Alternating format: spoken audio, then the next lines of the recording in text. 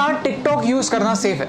कुछ ही दिनों पहले TikTok crossed 1 billion downloads world wide. इसका मतलब है कि 1/7 of the world population is using TikTok. इस ऐप पर किस टाइप का कंटेंट होता है, वो क्या सोशल मैसेज देता है, वो अच्छा है या नहीं, ये सब बात की बात है। Right now I want to share with you something very dangerous that I discovered about TikTok. You think that I am making sense? इस वीडियो को शेयर जरूर कीजिए, क्योंकि इस वीडियो से किसी ना किसी को हेल्प हो सकती है। आज एक्चुअली मैं बहुत एडवेंचरस फील कर रहा था, तो मैंने टिकटॉक डाउनलोड किया और मुझे एक काफी अजीब चीज रियलाइज हुई। यू सी, जब आप कोई वीडियो रिकॉर्ड करने की कोशिश करते हैं, तब टिकटॉक आपसे आपकी कैमरा की, ऑडियो रिकॉर्ड करने की और SD कार्ड एक्सेस करने की परमिशन मांगता है। ये सारे परमिशंस मांगना बहुत सारे ऐप्स में कॉमन होता है, लेकिन प्रॉब्लम उस चीज की है जिसकी परमिशन टिकटॉक आपसे मांगता नहीं है, लेकिन फिर भी डेटा आपसे चुराता है। That's your location.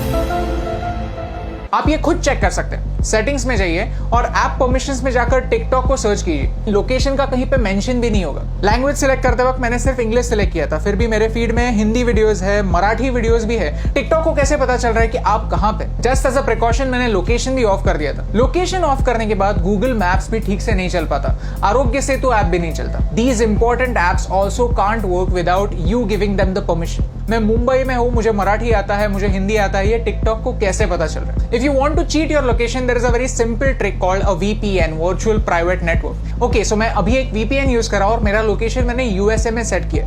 On YouTube all the ads that I am getting over here are from the US। So मैंने YouTube को ट्रिक कर दिया। एज यू कैन सी मेरा हॉटस्टार नहीं चल रहा है, और मजे की बात यह है कि अगर मैं टिकटॉक पे जाता हूं तो I can see all the same videos. So how is TikTok doing it? I found the answer.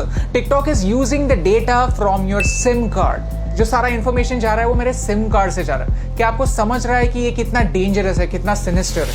सीधे सिम कार्ड से आपकी रीजनल इंफॉर्मेशन लेना, डोंट यू थिंक एक वीडियो शेयरिंग ऐप के लिए ओवरकिल है, अननेसेसरी है? And the worst part is, इसके बारे में कोई वार्निंग नहीं है। द ऐप जस्ट सेज कि we will automatically collect it, that's it. ये डिस्कवर करने के बाद मैंने टिकटॉक की प्राइवेसी पॉलिसी कंप्लीटली पढ़ी और उसमें मुझे कुछ ऑब्जेक्शनेबल पॉइंट्स दिखे। If you link any social media account to TikTok, then TikTok वहां की इंफॉर्मेशन यूज कर सकता है आपके बारे में जानने के लिए। टिकटॉक कंटेंट डिलीवरी के लिए HTTP सर्वर्स यूज करता है, HTTPS नहीं, सिक्योर्ड सर्वर्स नहीं। तो ये सर्वर्स हैक हो सकता है। इस वीडियो में किसी ने डेमोन्स्ट्रेट किया है कि कैसे ऑफिशियल अकाउंट से एक गलत मैसेज फॉरवर्ड हो सकता है। आपका अकाउंट डिलीट होने के बाद भी टिकटॉक जब तक चाहे आपका डेटा उनके सर्वर्स में रख सकता है। और मेरा टिकटॉक के साथ सबसे बड़ा प्रॉब्लम है आर्टिफिशियल इंटेलिजेंस। कि ByteDance जो टिकटॉक की पेरेंट कंपनी है, वो एक आर्टिफिशियल इंटेलिजेंस कंपनी है। उनका प्रोडक्ट कंटेंट क्रिएशन का प्लेटफॉर्म नहीं है, उनका प्रोडक्ट है algorithm. You see, China wants to be a superpower in AI by 2030. Computer की भाषा क्या होती है?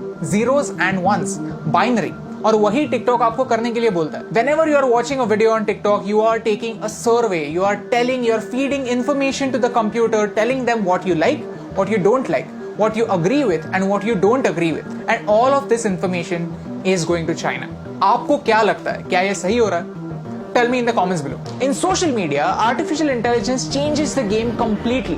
कंप्यूटर डिसाइड करता है कि आपको क्या देखना चाहिए और क्या नहीं देखना चाहिए। सर्च का ऑप्शन ना होने की वजह से प्लेटफॉर्म कंट्रोल करता है कि आप क्या देखेंगे, और ये एक बड़ा प्रॉब्लम है। ओके, सो चाइना पर आता है। चाइना में ऐसा लॉ है कि if you are a Chinese company, then you have to share the data that you collect with the Chinese government. And because of this, Indian ministry of defence ने armed forces को 42 apps अपने phone से delete करने के लिए कहा। India does not have a proper data protection act. We ourselves need to be extra safe. China में freedom of press है ही नहीं। पूरी प्रेस गवर्नमेंट के कंट्रोल में। Syria, Saudi Arabia, Afghanistan, Somalia, ये कंट्रीज भी फ्रीडम ऑफ प्रेस की स्केल पर चाइना से ऊपर आती हैं। और यही सारे रेस्ट्रिक्शंस उन सारे लोगों पर भी अप्लाई हो जाते हैं जो चाइनीज एप्स यूज करते हैं। Start talking about Tibet, start talking about Hong Kong, start talking about Taiwan. अगर आपका वीडियो स्ट्रेट अवे बैन नहीं हुआ तो वो ज्यादा लोगों तक नहीं पहुंचेगा। यू सी, आज चाइना को तिब्बत से प्रॉब्लम है, कल अरुणाचल प्रदेश से भी हो सकती है, लद्दाख से भी हो सकती है। If you can't talk about this stuff, how will you know about it? How will you raise your voice? And by using these Chinese apps, we are supporting China's version of the internet.